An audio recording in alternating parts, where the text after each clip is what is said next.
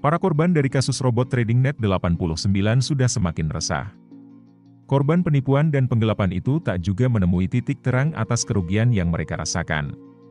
Sudah sejak 2 tahun lamanya proses hukum kepada tersangka robot trading Net 89 itu, akhirnya para korban beranggapan bahwa institusi hukum tidak bekerja sesuai dengan tugasnya. Diketahui, hingga saat ini para tersangka dari penipuan robot trading Net 89 diantaranya sejumlah 8 orang, yakni Andreas Andrianto, Lau Suan Hye Samuel, Erwin Saiful Ibrahim, Reza Syahrani alias Reza Paten, Alwin Aliwarga, Ferdi Iwan, David, serta Hani Suteja, termasuk nama tersangka lainnya Daniel Sukamto dan Immanuel Rusdi dan LSH atau dikenal dengan nama Samuel. Terutama pada nama Andreas Andrianto yang kini dalam buronan polisi dan Interpol.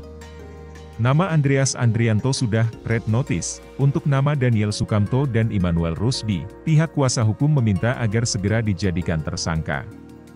Sebab kedua orang ini adalah pembuat aplikasi Smart and Smart Eco, yang merupakan aplikasi berkedok trading untuk melakukan penipuan. Kepolisian sempat merilis 8 tersangka itu dalam kasus penipuan dan penggelapan uang investasi robot trading Net 89 itu yang bernama Andreas Andrianto yang kabur ke Kamboja. Andreas juga berganti kewarganegaraan menjadi WN Kamboja. Menurut pengakuan pihak advokasi korban, Muhammad Herdian Saksono Zoulba menyebutkan yang paling bersalah di perkara ini adalah Andreas Andrianto. Menurutnya, Andreas sempat ditahan namun akhirnya berhasil kabur ke Kamboja. Direktorat Tindak Pidana Ekonomi Khusus Bareskrim Polri sebelumnya telah menetapkan pelaku penggelapan dana berkedok robot trading PT SMI dengan nama-nama 8 tersangka tersebut. Untuk informasi, tak lama setelah penetapan tersangka, Hani Suteja meninggal dunia akibat kecelakaan tunggal di Tol Solo Semarang pada 30 Oktober 2022.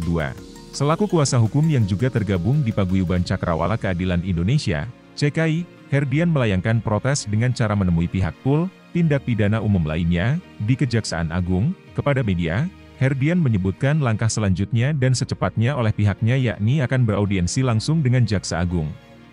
Herdian yang berani langsung menemui posisi tertinggi di Kejaksaan Agung itu, dan meminta untuk menyelamatkan marwah kejaksaan, berani menumbangkan oknum-oknum jaksa yang nakal, yang jual beli perkara di tubuh Kejagung. Untuk itu, Herdian mengatakan Jaksa Agung harus bisa melakukan penindakan kepada oknum jaksa nakal, hingga akhirnya pihak kuasa hukum dari para korban robot trading Net 89.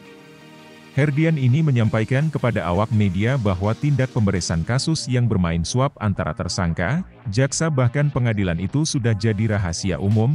Sebagian masyarakat yang menjadi para korban robot trading Net 89 ini jumlahnya mencapai ribuan orang.